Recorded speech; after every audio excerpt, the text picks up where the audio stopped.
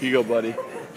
I would just like to say, for those of you who are finishing their drinks or need to go to bed, I apologize. I realize we're doing this kind of in a 1, 2, 3 fashion. So, my name is Alex Weber, and tonight I'm very honored and grateful to be standing before all of you as Pat's best man.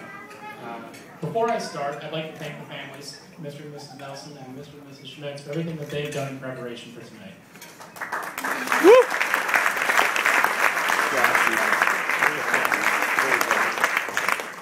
In addition, I'd like to thank Pat for asking me to be his best man. Pat, it truly is an honor, and I'm very grateful to be seated next to you tonight.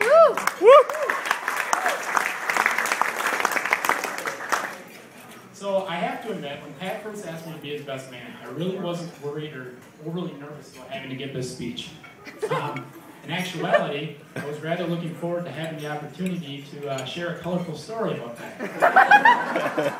However, as the weeks went by and the dates got closer, I began to feel a little more apprehensive about this tonight. Pat and I have had multiple conversations over the last few weeks, and it seems that every conversation we have, the same topic always seems to surface. What are you going to talk about in your speech, Alex? Better not say anything inappropriate or embarrassing, Alex. Don't screw this up, Alex. And my all-time favorite as of last week, you know, it's not too late for me to find a new best man. I have to say, my confidence was shaken. I started to second guess myself. What if my stories weren't funny? What if I said something inappropriate? Do I even know a story about Pat that isn't? How can I prove to my best man, my best friends, how can I prove to my best friend that I can deliver a speech, a solid speech, one where the audience finds my stories funny and is interacting with what I'm saying? And then it hit me. The answer was actually very obvious. You see, golf courses, much like this one, deal with this problem all the time.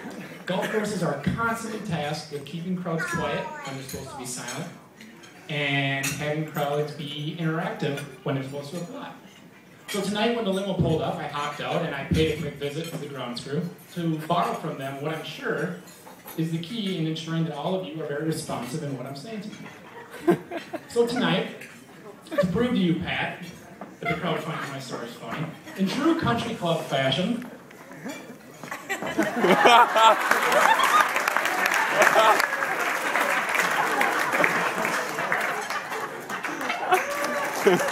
so, like any new process, it's always wise to have a test run. So I thought that's exactly what we would do tonight.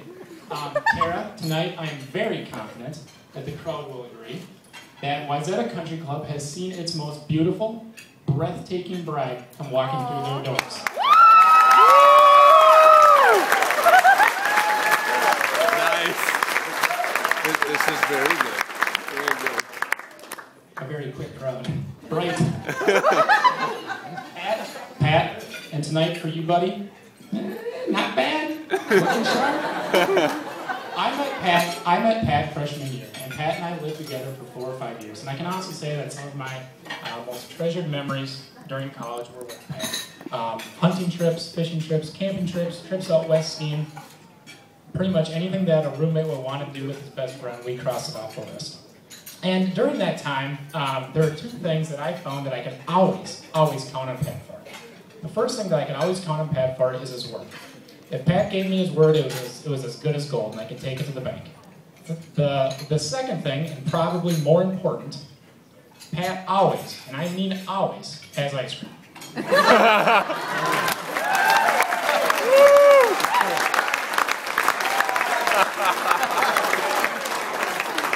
And for those of you who maybe don't believe me, I promise later on this evening you'll see exactly what I'm talking about. Now, the true story that I'd like to share with you tonight really isn't about Pat and I. It's actually when I met Tara for the very first time. You see, Pat and Tara met in Spanish class, and their professor had asked the class to group up into pairs of 2 for a group project. Yep. Now, Pat, being the very bright and intuitive young man that he was, knew that group projects usually always meant having to study together outside of class. Needless to say, Pat took the task of finding a partner, or selecting a partner, very seriously. So the weeks went by, and Pat came to me midweek and said, Alex, you know, I'm thinking about asking this girl in my Spanish class if she wants to go to this party this weekend. But the thing is, we're partners in the Spanish class, and you know, I don't want it to be awkward because we have to do all these group projects. So I was thinking I would tell her that my buddy and I were going to this party, and that way I could invite her and her roommate. So what I'm saying, Alex, is I'm wondering if Friday night maybe you'd like to be my wingman.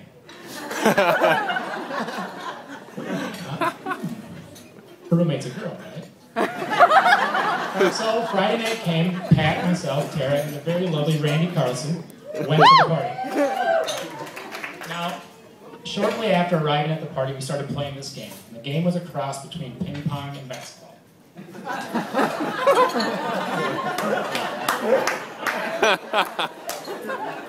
have a feeling that some of the groomsmen and these tables to my left are implying that this game is some form of drinking game. I'd like to remind these tables,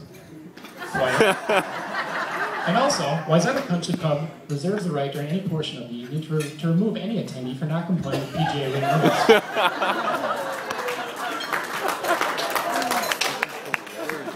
So we went to the party and started playing this game. And now, for those of you that don't know, Pat is an extremely competitive individual.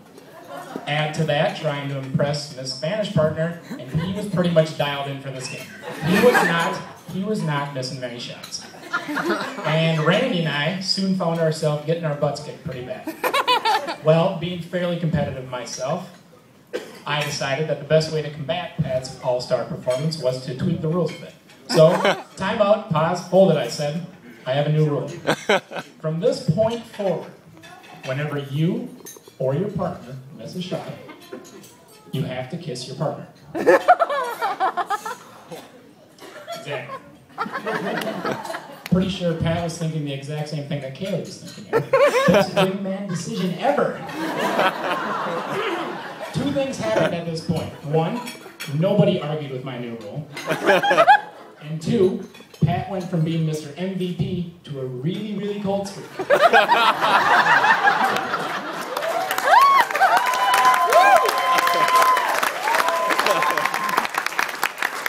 He didn't make any shots after that. If memory serves me correctly, I think the shot immediately subsequent to my new rule was wide by about 3 feet. So I'm not sure if I can take all the credit for tonight, but I like to think that at least I got the ball rolling a bit. With that being said, I'd like to raise a toast to Pat and Tara, Mr. and Mrs. Nelson. When I look at the two of you guys, it's not bride and groom, it's best friends, and I am very excited for all the happy years ahead of you guys. Congratulations.